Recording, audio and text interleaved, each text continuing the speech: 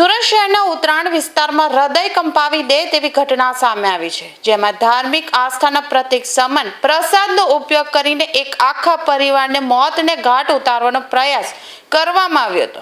આ સમગ્ર કાવતરા પાછળ બીજું કોઈ નહીં પણ ઘરની બાજુમાં જ રહેતી એક પાડોશી મહિલા હોવાનો પર્દાફાશ થયો છે। સુરતમાં રહેતા એક પરિવારને ખતમ કરવાના ઈરાદે પાડોશમાં રહેતી ઉષાબેન મહેન્દ્રભાઈ નાકરાણી નામની મહિલાએ ખતરનાક પ્લાન ઘડ્યો હતો। ઉષાબેને પ્રસાદીના લાડુમાં ઝેર ભેળવીને પડોશી પરિવારને આપ્યો હતો।